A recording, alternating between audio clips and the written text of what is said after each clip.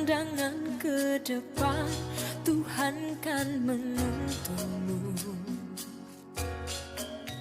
Sadarilah masa berganti, tantangan kan kita hadapi, bergandeng tangan untuk negeri, era kita menanti berseri.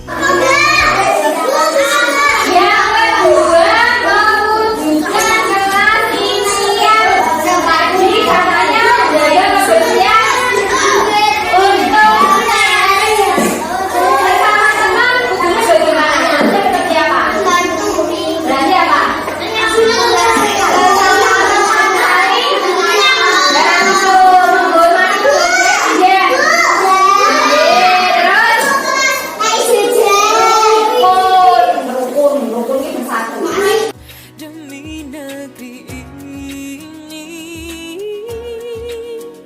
jadilah generasi emas, cerdas berkarakter itu kita. Menjaga kebersihan sekolah, luas dari tolong-menolong dan menghormati teman. 3. Menghormati kepada kedua ibu guru. 4. Belajar dengan semangat. 5. Mengerjakan tugas yang benar, bertanggung jawab.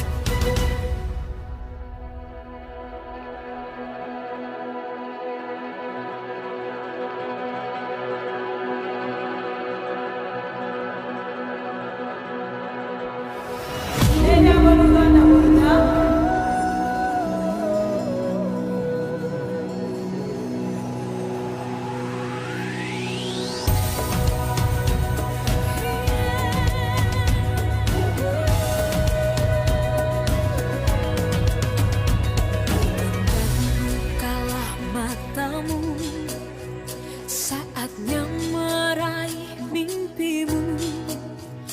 Arahkan pandangan ke depan, Tuhan kan menuntunmu. Sadarilah masa berganti, tantangan kan kita hadapi, bergandeng tangan untuk negeri, era kita menanti berseri. Kita belajar Pancasila, kita bernafas Pancasila.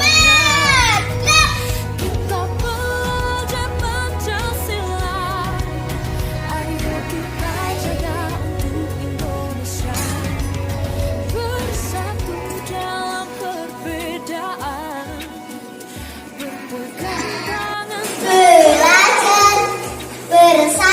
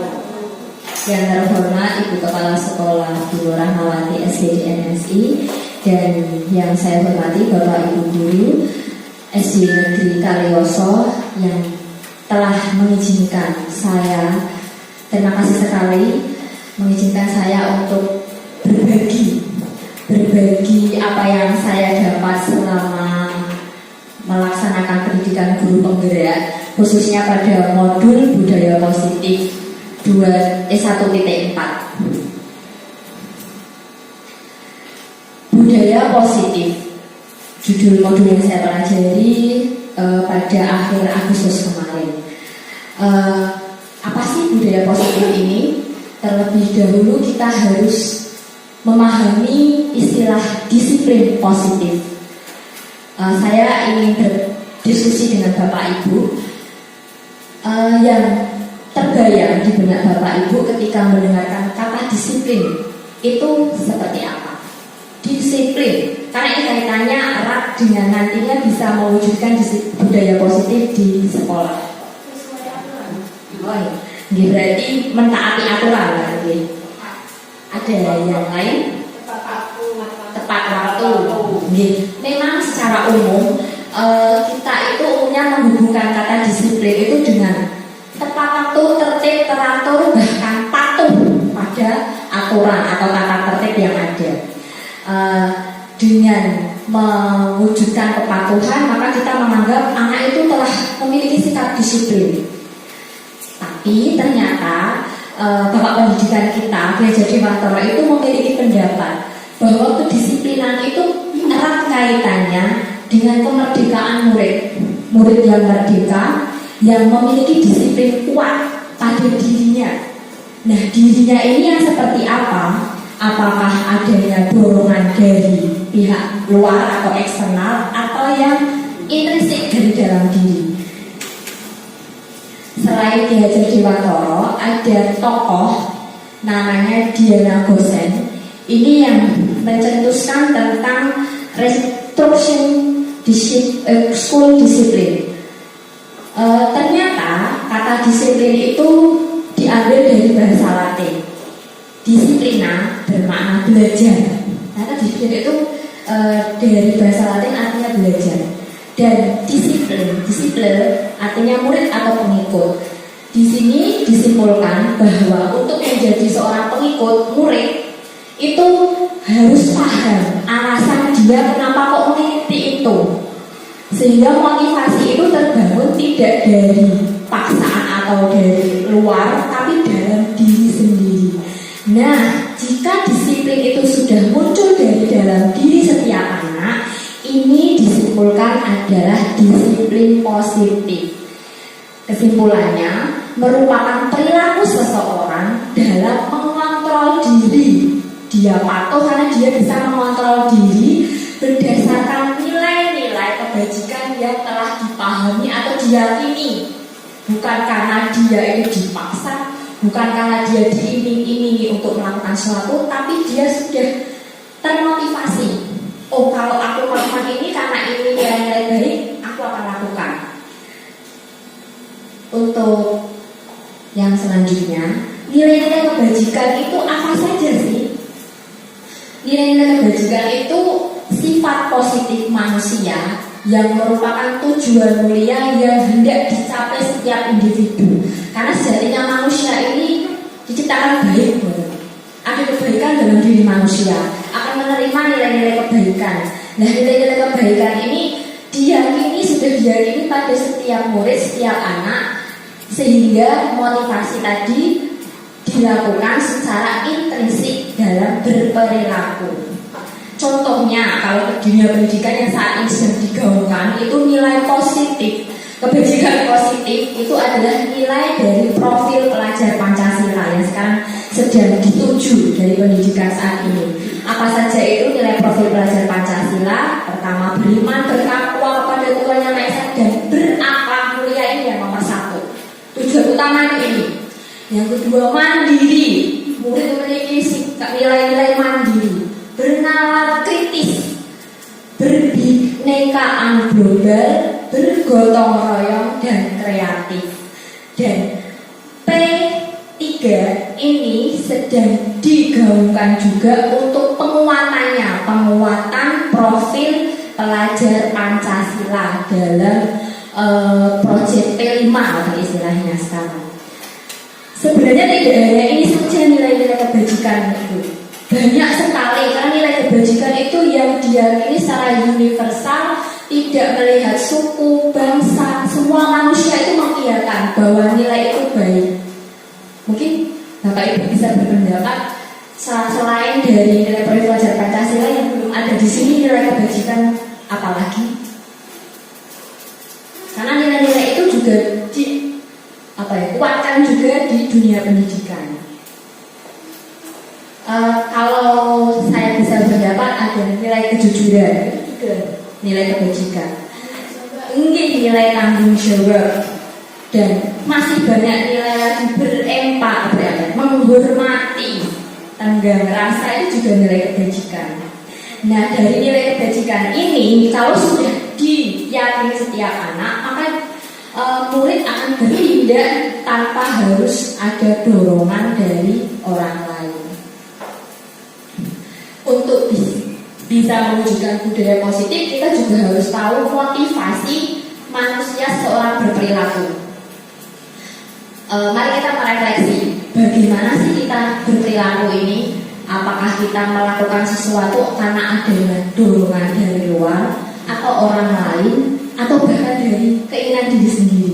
Macam-macam deh. Dan kita berperilaku ternyata kalau ternyata aku melakukan ini, ternyata aku karena takut agar tidak dihukum atau agar aku memperoleh ini. Nah, ternyata anak-anak juga seperti itu. Motivasi manusia dalam berperilaku bisa kita bermain. Mari Bapak Ibu genggamkan tangan, tapi ini berpasangan. Misalnya Bu Endul dan Mas Wahyu. Yang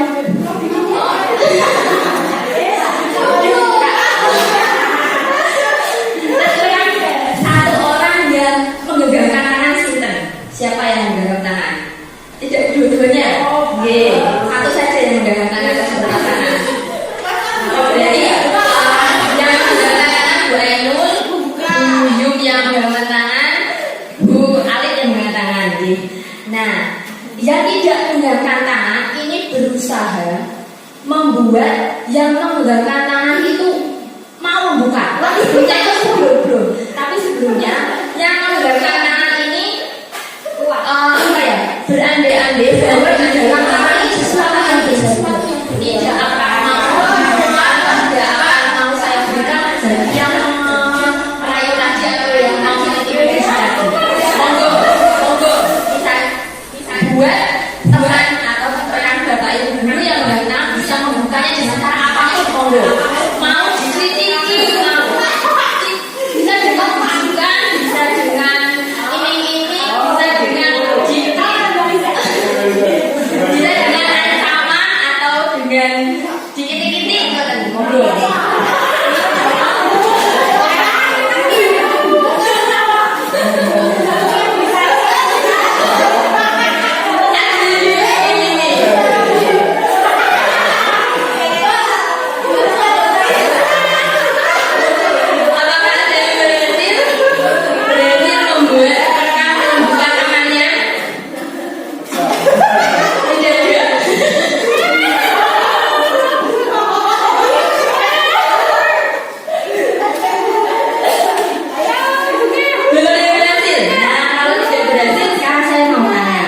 Bagi yang tadi menggenggam, kenapa Bapak Ibu kok kekeh tidak mau membuka tangannya? Karena pertahanan. Sesuatu yang berarti mau saya dihukum, mau saya diintimidasi, mau dibujuk, mau diganti 100.000 tidak mau dibuka. Ternyata anak juga seperti itu. Kalau anak itu sudah punya motivasi dalam diri, aku tidak melakukan hal ini, mau kita hukum, mau kita iming-iming nanti kamu saya akan kasih hadiah, dia tidak akan melakukannya. Itu ternyata motivasi manusia seperti itu. Nah, tadi yang berusaha merayu itu sudah mencoba sebagai guru dalam mengontrol murid. Bagi yang berhasil berarti mengontrolnya berhasil. Bagi yang tidak berarti belum bisa mempengaruhi murid untuk melakukan hal tersebut. Ini adalah teori kontrol dalam membuat seseorang berperilaku. Ada yang tadi diiming-imingi? Ada yang tadi diintimidasi? Ancaman ada? Nah, ternyata secara tidak langsung kita juga kepada murid seperti itu. Dan saya merasa seperti itu. Tak diancam. Nanti kalau tidak mengerjakan PR, kamu dapat hukuman. Terus diiming-imingi, dapat hadiah. Atau bahkan membuat murid itu merasa bersalah. Itu cara kita mengontrol, membuat kontrol perilaku pada murid. Nanti untuk lebih lanjut ada. Selanjutnya, dari motivasi perilaku manusia ini disimpulkan ada 3. Yang pertama, karena tadi menghindari ketidaknyamanan untuk dihukum, diancam. Yang kedua, ingin mendapatkan imbalan ataupun penghargaan. Dia melakukan sesuatu berperilaku karena ingin memperoleh dipuji atau mendapatkan nilai yang baik. Terus yang selanjutnya, nah ini yang paling terpenting, menghargai diri sendiri dengan nilai-nilai yang dipercaya. Saya melakukan resik-resik dengan senang hati, karena nilai-nilai saya percaya dengan lingkungan bersih, keindahan. Saya suka keindahan atau saya ingin bekerja sama. Ini yang akan kita tuju, menciptakan murid yang menghargai diri sendiri atas nilai-nilai kebajikan yang telah diyakini. Dan yang poin ketiga ini merupakan disiplin positif.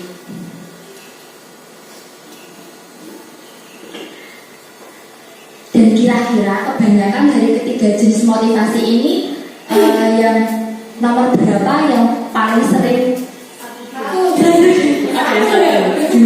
Yang 3 masih jalan. Nah ini yang akan kita kejar. Harapannya yang ketiga ini. Kalau yang ketiga ini sudah semuanya berkualitas memiliki motivasi intrinsik, anak itu sudah jalan sendiri, tanpa harus disuruh, tanpa harus dipaksa-paksa. Dia akan melakukan nilai-nilai kebajikan yang telah dia yakini.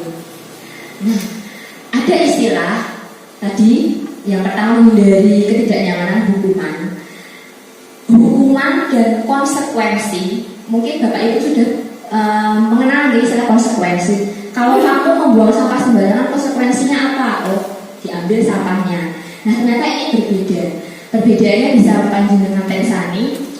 Kalau hukuman itu biasanya menyakiti, membuat anak secara baik itu psikologis, fisik itu ada luka menyakiti anak. Tapi kalau konsekuensi itu dia tahu, kalau aku melakukan hal ini konsekuensinya apa, sesuatu yang harus terjadi apa ketika aku melanggar aturan. Dan yang selanjutnya ini restitusi. Restitusi ini menurut saya istilah baru. Dan restitusi ini nanti yang akan dikejar ketika untuk mewujudkan budaya positif. Karena restitusi adalah memberi anak pilihan, tidak memaksa anak, namun bagaimana dia memperbaiki diri sendiri ketika dia tidak mewujudkan nilai-nilai kebajikan yang diyakini. Untuk materi lebih lanjut nanti saya paparkan. Terus selanjutnya ada, nah ini kata-kata yang biasanya bersifat hukuman. Awas kalau dilakukan lagi ya, itu kan mengancam. Terus untuk yang tadi konsekuensi, lakukan apa yang saya katakan. Biasanya kan sudah tahu peraturannya, anak disuruh tidak diri sendiri. Tapi kalau yang restitusi, apa hal lain yang sesungguhnya ingin kamu lakukan dari dia melakukan kesalahan, dia diajak untuk memperbaiki. Nah, bagaimana cara menyelesaikan masalah ini, anak diberi penawaran.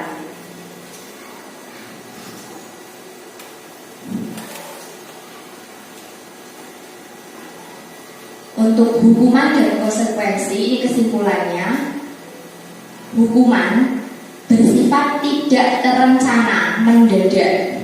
Murid tidak tahu apa yang akan terjadi. Hukuman bersifat satu arah. murid hanya menerima hukuman tanpa melalui suatu kesepakatan.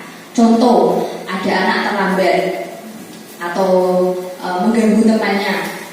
Kamu mengganggu temanmu terus, lari keliling lapangan. Nah itu kan mendadak. Padahal kesalahanku kok hanya ribut, kesalahanku suruh lari. Nah itu bersifat mendadak. Anak tidak diikut sertakan untuk apa yang dilakukan itu anak tidak diikut rembukan.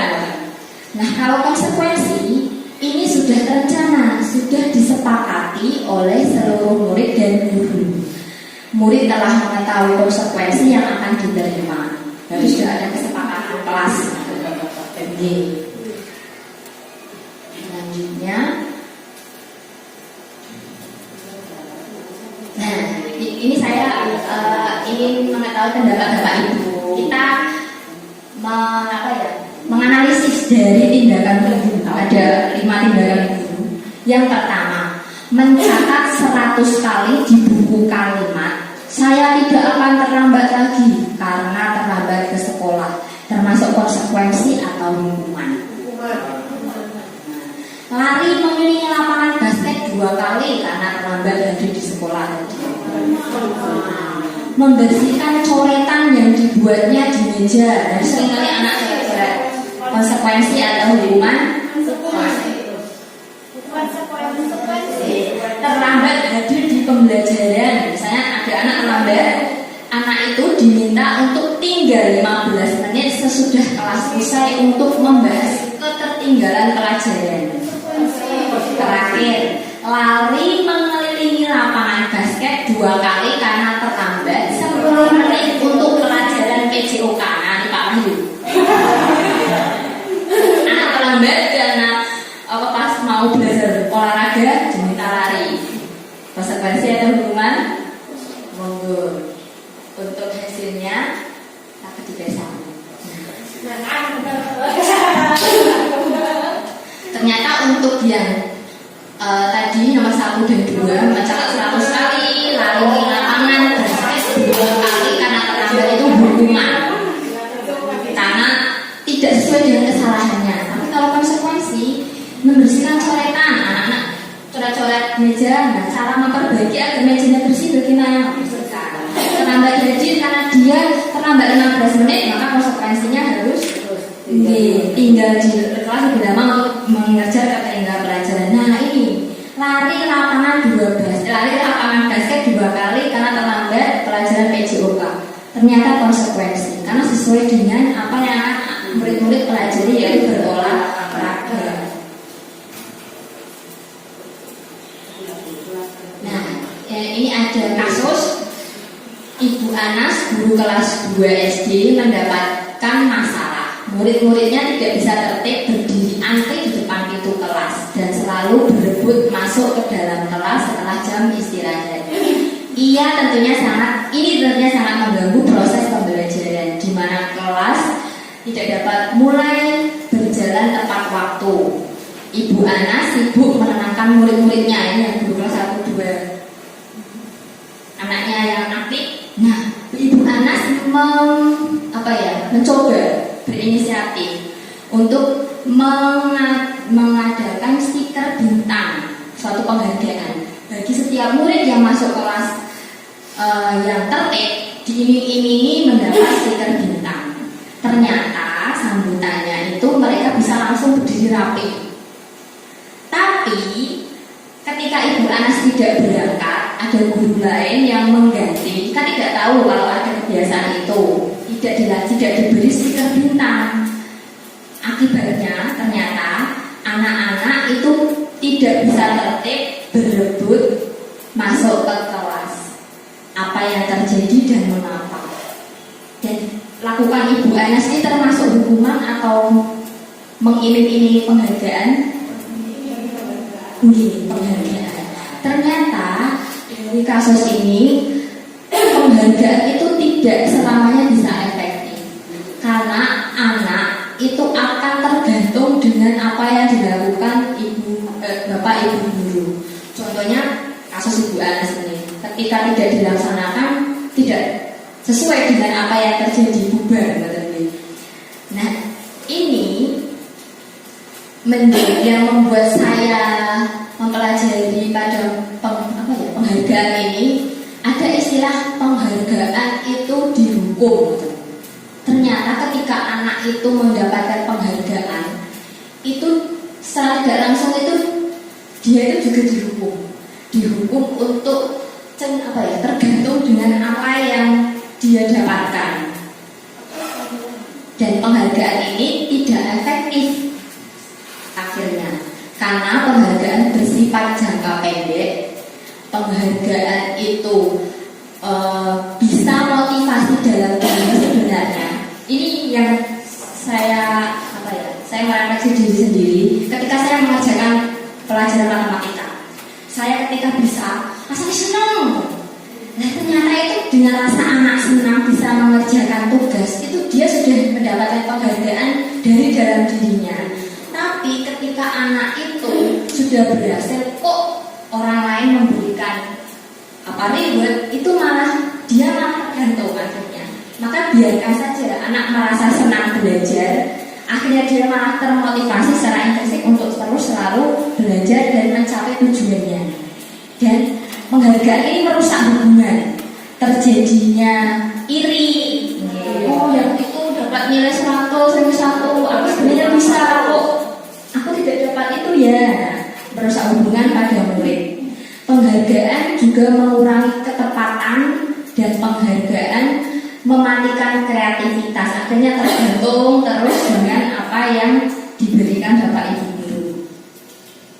Terus yang selanjutnya, penghargaan ini menghukum. Ya tadi penghargaan itu bisa menghukum seseorang karena tadi tergantung dengan apa yang akan dia dapat, tidak bisa mengembangkan diri dia.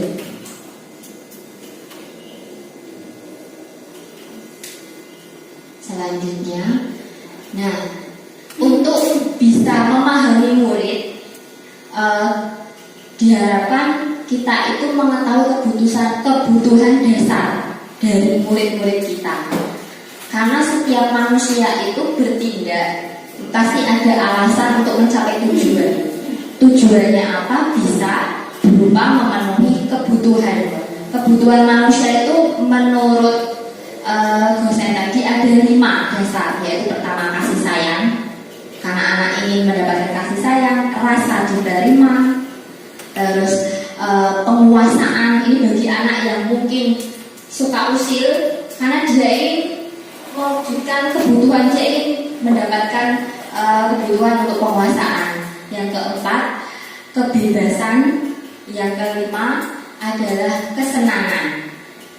Dari kebutuhan dasar ini coba bisa dianalisis. Misalnya ada permasalahan, anak itu menjawab, ibu guru bilang aku tidak boleh bersenandung sewaktu mengerjakan tugas, katanya kelas harus tenang, tidak ada suara, nggak seru jadinya. Ini misalnya ada anak yang nyanyi terus kan teman yang lain, dia jawabnya seperti ini. Berarti dia ingin mencapai kebutuhan dasar berupa kesenangan. Jika ada anak yang berperilaku ditanya, ibu guru tidak menyapaku hari ini padahal aku pakai jepit baru, terus dia usil, akhirnya seperti itu karena dia ingin memperoleh kasih sayang dan rasa diterima. Terus ada, aku bosan masa belajar cuma gitu-gitu, berarti dia ingin memperoleh kebutuhan kebebasan. Untuk penguasaan, gambarku tidak rapi, malah ibu guru nunjukin teman-temanku di depan kelas. Ini untuk memperoleh kebutuhan dasar penguasaan. Nah, setelah kita memahami nilai-nilai dari kebajikan, kebutuhan dasar anak, dari tadi adanya konsekuensi agar murid itu muncul motivasi intrinsik dalam diri dia, dibutuhkan adanya, kalau dulu saya memahami kesepakatan kelas, tapi ternyata akan lebih mengenal lagi jika dibuat dalam keyakinan kelas. Keyakinan kelas dengan kesepakatan kelas untuk membuatnya itu hampir sama dengan kesepakatan kelas, dengan curah pendapat seluruh siswa. Tidak hanya guru, masuk pukul sekian, itu siswa sendiri. yang berpendapat. Berarti nantinya dari diskusi seluruh anak bersepakat dibuatlah dengan kalimat yang positif. Bedanya dengan peraturan biasanya kan seperti ini. Dilarang membuang sampah sembarangan. Nah, kalau kalimat dilarang itu kan kalimat negatif ya. Untuk keyakinan kelas membuatnya dengan kalimat positif. Kalau dilarang membuang sampah sembarangan, ini kemarin di kelas 3 itu menyepakati kerjasama menciptakan atau menjaga kebersihan kelas. Jadi dari nilai kerjasama itu yang akan dicapai oleh anak-anak. Terus yang kedua, menghormati orang lain, misalnya harus tertib di dalam kelas, itu kan peraturan ya. Nah, bisa diubah bentuk keyakinan menghormati orang lain. Karena untuk menghormati orang lain, bahkan barang milik teman itu luas nantinya, berbagai macam bentuk peraturan yang akan turun. Bertanggung jawab dalam belajar, bisa atau tepat waktu dalam mengumpulkan tugas, misalnya peraturannya seperti itu. Ini bisa ikut ke keyakinan kelas dari nilai bertanggung jawab. Sopan santun, itu juga nilai-nilai yang akan dituju. Tolong menolong. Kemarin saya sudah berusaha bersama anak-anak membuat keyakinan ini.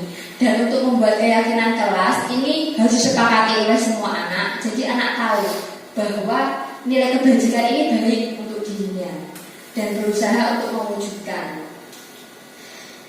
Dan kemarin saya meminta anak juga untuk tanda tangan, menandatangani bahwa ini telah disepakati bersama-sama. Ini yang paling penting menurut Kulo, bagian restitusi posisi kontrol guru dalam membuat anak berperilaku. Ada 5 posisi kontrol yang bisa guru lakukan ketika anak itu membuat masalah atau agar anak mentaati peraturan. Yang pertama, posisi penghukum. Yang kedua, pembuat merasa bersalah. Yang ketiga, teman. Yang keempat, pemantau. Yang kelima, manajer. Dari posisi kontrol 1 sampai 5, yang paling bagus untuk mewujudkan budaya positif itu yang nomor 5.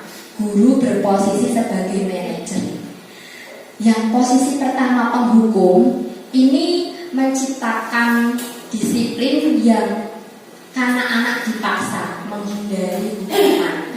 Salah satu kalimat yang biasanya guru sampaikan itu, patuhi aturan saya, awas, kamu selalu saja salah.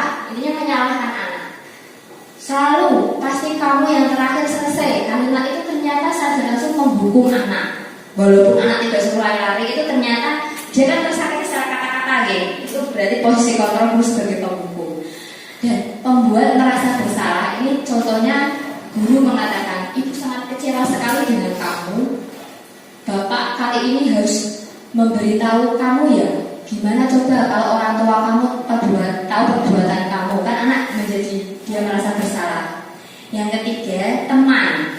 Misalnya ada anak melakukan kesalahan, misalnya ribut, ayo bantulah demi bapak buat kelas kita tertib agar tidak mengganggu teman yang lain. Itu posisi kontrol guru sebagai teman, tidak memaksa tapi mengajak. Terus yang pemantau, membandingkan dengan keyakinan atau peraturan yang telah disepakati. Peraturannya apa? Misal tadi anak ribut, peraturannya apa di kelas? Kamu melakukan itu, konsekuensinya apa? Itu kalau untuk pemantau.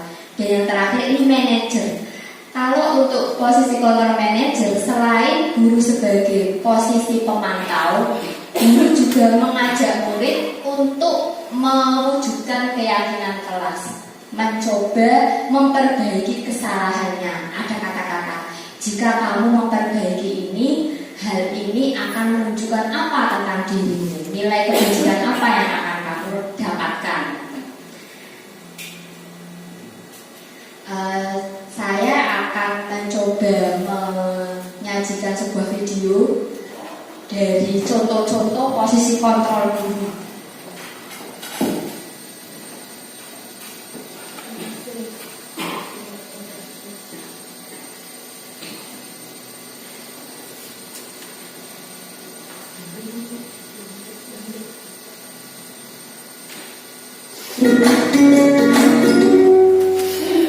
Sangat bahagia Ibu dan Bapak Guru hebat dalam penerapan disiplin positif restitusi. Salah satu program yang dikembangkan adalah 5 posisi kontrol. 5 posisi kontrol dalam restitusi adalah proses perjalanan seorang pendidik agar dapat mengenali dirinya. Pada video kali ini, kita akan membahas tentang 5 posisi kontrol yang dikembangkan oleh Diane Dawson dan contoh penerapannya.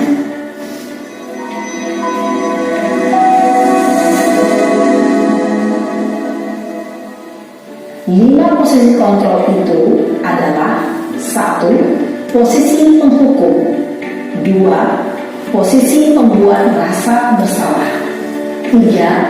Posisi teman, 4. Posisi pemantau atau monitor, dan 5. Posisi manajer.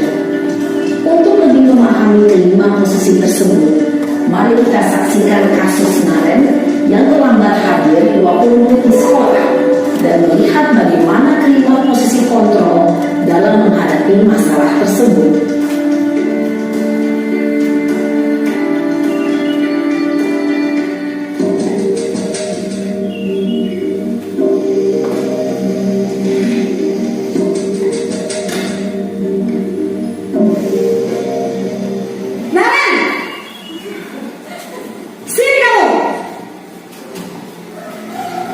Selamat pagi, Bu. Selalu terlambat. Kamu deh, pasti terlambat. Maaf, Bu. Saya Apa? Apa coba? Alasan kamu apa lagi? Kapan sih kamu tidak terlambat? Malas sekali ya kamu jadi anak. saya Dasar pemalas. Gak kapok-kapok sih kamu.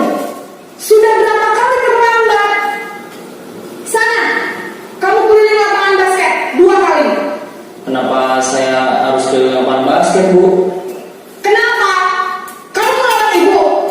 Berani-beraninya jawab sekarang. Keliling lapangan basket 5 kali sekalian. Biar kapok. Cepat. Pergi sana ke lapangan basket. Dari video tadi nampak sekali ketika guru pada posisi penghukum, anak langsung mendapat hukuman tanpa ditanya alasannya apa, tidak terencana, dia kaget sampai tuh aku terlambat, suruh lari, bahkan ditambah lagi larinya. Ini dan ekspresi guru itu nampak sekali, marah-marah, terus menyalahkan anak. Dari video ini tadi penghukumnya selanjutnya nanti berbeda sekali. Ibunya ini kalau saya menilai artis, nanti bisa berubah ekspresinya nanti. Posisi penghukum biasanya berbicara dengan nada tinggi, menghardik, menunjuk-nunjuk, menyakiti, dan menyindir. Hukuman bisa berupa fisik maupun psikis. Ibu dan Bapak Guru hebat, dampak yang terjadi pada murid ketika guru berada pada posisi penghukum adalah murid cenderung akan memberontak, bahkan menyimpan dendam.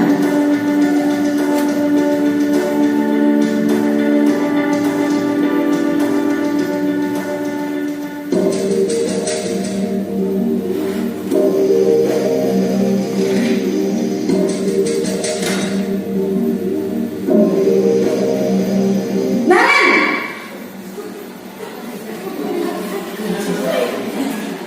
Selamat pagi, Bu. Naren! Kamu kenapa terlambat lagi, nak? Ya Tuhan, Naren. Kamu senang ya bikin ibu susah ya? Kalau kamu terlambat lagi, nanti ibu yang ditegur bapak kepala sekolah, nak. Disangka ibu tidak bisa membina kamu. Duh, gimana ini? Maaf, Bu. Duh, Gusti Naren. Kamu suka ya kalau ibu tegur bapak kepala sekolah? Terus, sekarang ibu harus tulis apa ya di buku absen? Ini kamu sudah sering terlambat loh. Ibu harus apa coba? Maaf, Bu. Maaf sekali.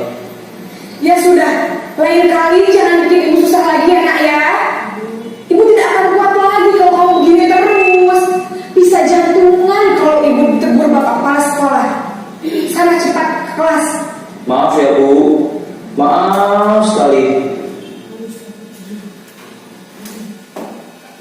Posisi pembuat rasa bersalah berbicara dengan nada tenang, cenderung lembut. Namun kata-kata yang diutarakan membuat murid merasa menjadi orang yang gagal, memandang buruk dirinya sendiri, merasa tidak berharga, dan tidak sanggup membahagiakan orang lain. Ketika guru mengambil posisi pembuat rasa bersalah, murid akan menganggap dirinya yang bersalah dan ia akan menyimpan emosi negatif tersebut di dalam dirinya.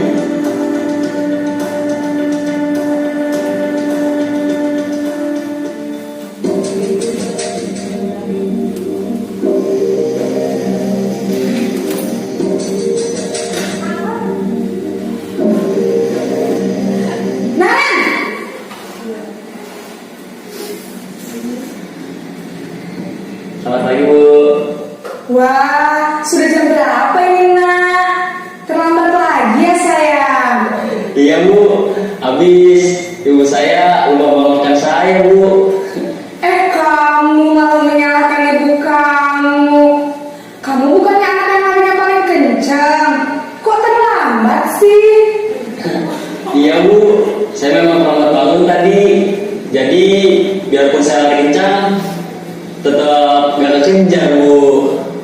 Ya sudah sana, nanti lain kali larinya lebih kencang lagi ya, biar gak terlambat lagi. Bikin seneng ibu, demi ibu, bisa kan? Bisa Bu.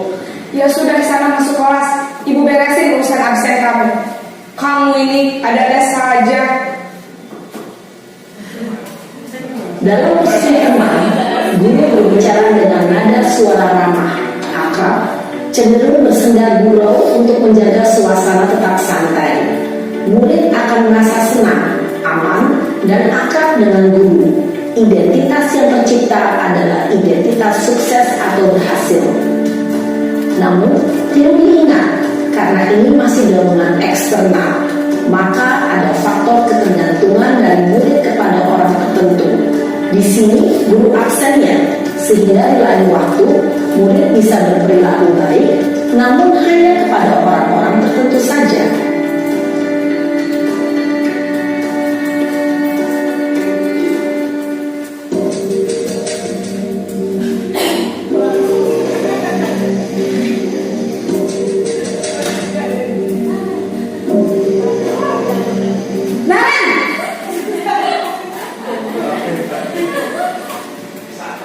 Selamat pagi Bu. Naren, apa peraturan sekolah kita tentang jam berapa kita harus masuk sekolah, nak? Kita harus di sekolah jam 7 Bu. Iya betul, sekarang sudah jam 7.20. Naren sudah tahu konsekuensinya jika terlambat hadir. Paham Bu, saya harus tinggal kelas pas jam istirahat selama 20 menit. Iya benar, konsekuensinya demikian.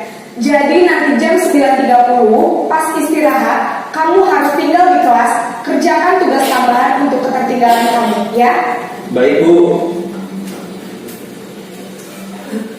Posisi pemantau mengandalkan penghitungan atau data untuk mengontrol murid. Guru mengarahkan murid berdasarkan peraturan dan konsekuensi. Seorang pemantau menunjukkan bahasa tubuh dan ekspresi wajah yang datar dan cenderung formal.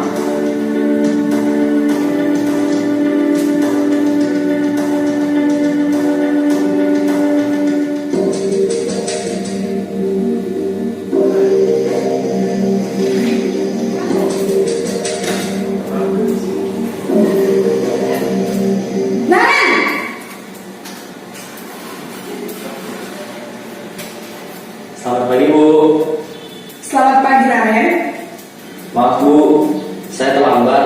Iya, sekolah masuknya jam 7, sekarang sudah jam 7.20. Jadi sekarang bagaimana nih, Naren? Maaf Bu, saya lupa setel alarm saya semalam. Baiklah, menurut kamu, keyakinan sekolah yang mana yang perlu kamu tingkatkan? Menghargai diri sendiri dan orang lain mungkin ya Bu. Setuju. Jadi, apakah Naren meyakini prinsip saling menghormati tersebut? Iya Bu, saya meyakininya. Apakah Naren bersedia bersedia memperbaiki masalah keterlambatan ini? Bersedia, Bu. Bagaimana kamu akan memperbaiki masalah keterlambatan ini? Saya akan coba untuk tidak lupa menyetel alarm saya, Bu. Baik, kalau kalian lupa menyetel alarm di rumah, ada orang yang kira-kira bisa bantu mengingatkan tidak? Ada, Bu. Kakak saya, Kak Emma. Ada lagi selain Kak Emma? Selain Kak Emma, ada ibu saya. Baik, jadi yang mengingatkan Naren adalah Kak Emma dan ibu kamu ya? Kira-kira akan mulai set alarm kapan nih Naren? Setelah pulang sekolah, akan segera saya lakukan. Baik, jadi Naren akan setel alarm untuk bangun besok pagi dan akan diingatkan oleh kakak dan ibu dan Naren ya. Ada lagi yang mungkin perlu dilakukan Naren agar tidak terlambat bangun lagi. Tidak ada, Bu. Baik Naren, terima kasih untuk kerjasama kamu. Sekarang kamu perlu kembali ke kelas untuk belajar. Baik, Bu. Terima kasih. Posisi manajer adalah posisi kontrol yang disarankan untuk membimbing murid memiliki sikap disiplin yang positif, yaitu murid yang mandiri, bertanggung jawab, dan dapat memecahkan masalah. Tujuan dari posisi ini adalah agar murid dapat berefleksi atas tindakannya. Guru akan dengan tulus memberikan pertanyaan-pertanyaan bermakna, sehingga membuat murid dapat belajar dari kesalahannya dan mencari sebuah solusi untuk menyelesaikannya. Yang terakhir tadi posisi manajer yang tadi sudah disampaikan di video. Yang akan dituju adalah yang kelima, membuat anak bisa mandiri, bertanggung jawab, memperbaiki kesalahan permasalahannya. Tidak hanya dengan hukuman, namun dia mencoba agar bisa mewujudkan nilai-nilai kebajikan yang dia yakini. Berarti untuk bisa melakukan posisi manajer, anak sudah tahu terlebih dahulu kesepakatan kelas, konsekuensinya apa, dan nilai-nilai yang akan mereka dapatkan dengan melakukan kesepakatan kelas atau peraturan sekolah. Seperti itu. Untuk selanjutnya, setelah materi 5 posisi kontrol, ke restitusi. Restitusi ini adalah pendekatan membuat anak mandiri, bertanggung jawab dalam menyelesaikan masalah.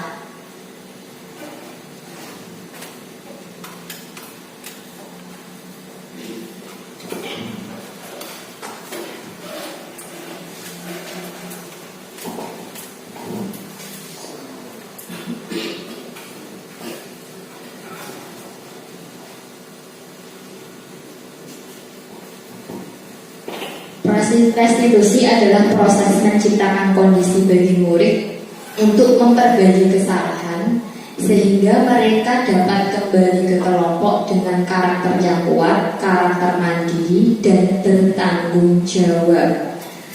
Dari restitusi ini, murid akan belajar menghargai diri sendiri, mewujudkan nilai-nilai kebajikan yang telah diyakini.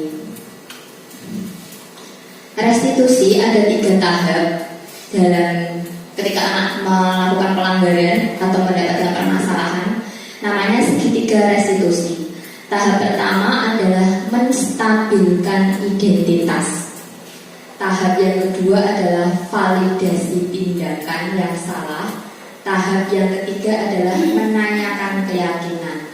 Dalam melaksanakan tahapan restitusi, posisi kontrol guru adalah sebagai manajer.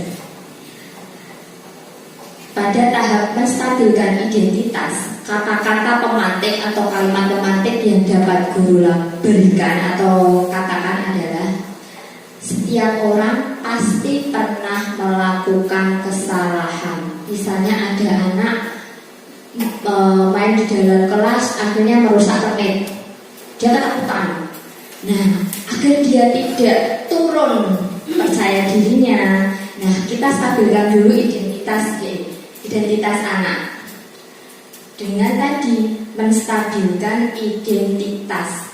Bisa dengan kalimat setiap anak pasti pernah melakukan kesalahan. Bu guru juga pernah melakukan kesalahan. Namun bagaimana kita memperbaiki kesalahan kita, bisa disambung dengan kalimat seperti itu. Dan yang kedua adalah validasi tindakan yang salah.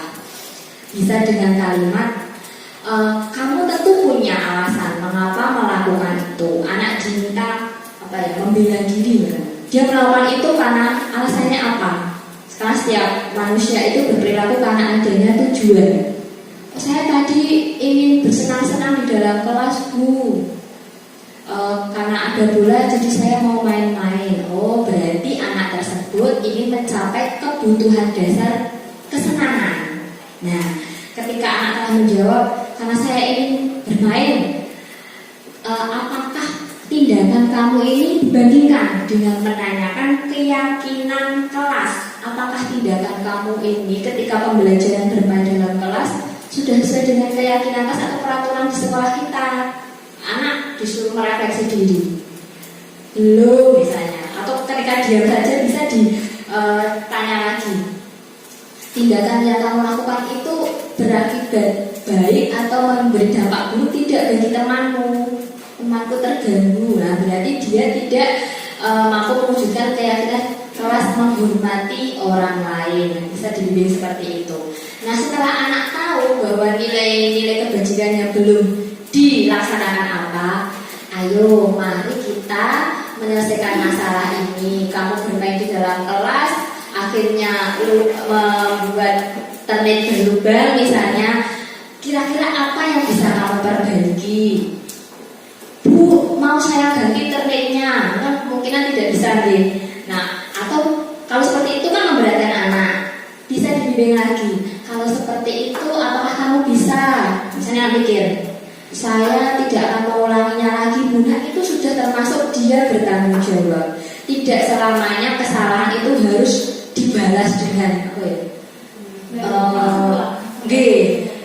kecuali yang bisa anak lakukan, semisal membersihkan meja yang dicoret-coret, itu bisa. Kalau kesalahan itu tidak bisa dia balas atau perbaiki, maka tidak mengulanginya lagi sudah termasuk dia bertanggung jawab. Ini yang dinamakan segitiga restitusi, bertujuan membuat anak itu bisa mencapai nilai-nilai apa yang dia yakini dan kebaikan yang dia yakini. Anak mandiri dan bertanggung jawab. Tanggung jawab ini tidak karena dia dipaksa atau diiming-imingi, tapi muncul dari inisiatif atau motivasi intrinsik dia. Dan dari budaya positif ini dapat disimpulkan untuk mewujudkan budaya positif di sekolah itu diawali dengan peraturan kelas terlebih dahulu. Kita buat kesepakatan kelas terlebih dahulu. Kalau sudah ada tata tertib atau kesepakatan kelas, masuk ke keyakinan kelas. Dari berbagai aturan yang telah disepakati, diambil nilai-nilai kebaikan yang akan dicapai dari peraturan tadi. Kalau sudah, nanti lingkungan sekolah akan menjadi positif tanpa adanya hukuman, tanpa adanya paksaan. Anak sudah bisa tertata berperilaku sendiri dan terwujudnya budaya positif, lingkungan pendidikan yang berpihak pada murid. Itu tujuannya, mewujudkan keberpihakan pendidikan atau pembelajaran yang berpusat pada murid. Semuanya itu kalau saya menyimpulkan murid. Kebutuhan, karena yang belajar subjek di sini adalah murid. Maka murid yang harus semuanya, baik kebutuhan dia harus kita pahami, baik berperilaku mereka kok seperti itu juga kita harus memahaminya.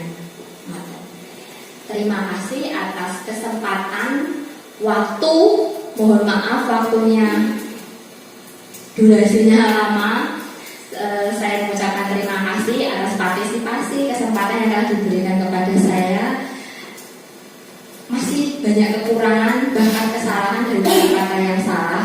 Namun sebelum saya mengakhiri, saya mengajak Bapak Ibu untuk merefleksi apa yang telah saya sampaikan ini, dari saya berbagi ini, Bapak Ibu dapatkan dari paparan saya tentang apa. Dan memohon kepada Bapak Ibu untuk menggambarkan namanya itu roda emosi, bukan istilahnya. Ada rasa senang, ada rasa kecewa. Kalau di HP WhatsApp itu emoticon. Ternyata setiap pembelajaran itu kalau diakhiri dengan refleksi, anak-anak hari ini kita belajar apa? Maksudnya seperti itu ya, refleksi. Diakhiri dengan membuat gambar itu bisa termasuk refleksi. Dari situ nanti apa? Oh, bocah ini senang aku merasa belajar. Oh, anak itu semuanya nyaman sih tidak dalam belajar. Dan saya dari sekarang memang belum selamanya melakukan itu, tapi ingin memulai, ingin mengetahui anak itu ternyata itu motivasi belajarnya itu masih dari eksternal atau karena internal anak itu dari merefleksi diri sendiri. Bisa panjenengan menggambarkan. Nanti saya memohon salah satu untuk menyampaikan kenapa menggambar itu, terus apa materi yang diperoleh saat ini.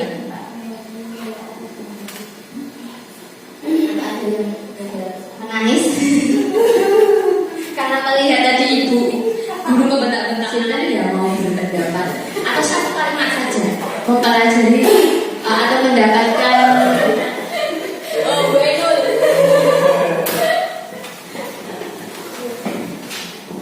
Assalamualaikum warahmatullahi wabarakatuh. Terima kasih untuk Bu Moga karena materi yang Bu Moga berikan itu menyadarkan kita semua atas bagaimana cara bersikap kepada siswa. Emotikan saya seperti ini, Bu. Karena ternyata saya belajar banyak. Bukan sedih sih, Pak. Oh, ternyata begitu.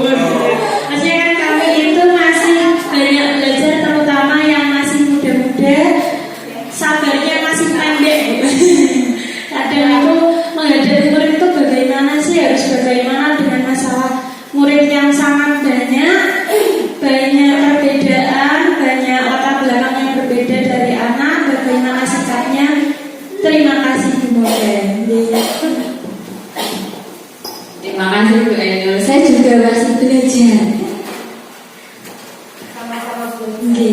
Kita sama-sama belajar. Bahkan saya tuh malah mempelajari ini. Jebule itu kita tuh masih sangat memuridkan murid itu masih jauh banget. Kadang ego kita yang didahulukan, memaksa anak melakukan ini, membuka mata pengetahuan saya atau hati saya bahwa murid itu juga seperti kita, biasa, manusia biasa banget. Dia sudah berangkat ke sekolah, ada niatan untuk belajar, bagaimana kita untuk memfasilitasi yang pertama kebutuhan dia. Karena setiap anak tadi Bu Ainul beragam, unik, bahkan keunikan dia itu dari kekurangan, kelebihan. Baik anak yang memiliki kekurangan punya kelebihan. Dan kita memfasilitasi mereka, jangan disamaratakan, sesuai dengan kebutuhannya masing-masing. Terima kasih. Semoga apa yang saya sampaikan ini bermanfaat dan khususnya bagi saya sendiri untuk memperbaiki diri saya khususnya materi ini. Terima kasih. Wassalamualaikum warahmatullahi wabarakatuh.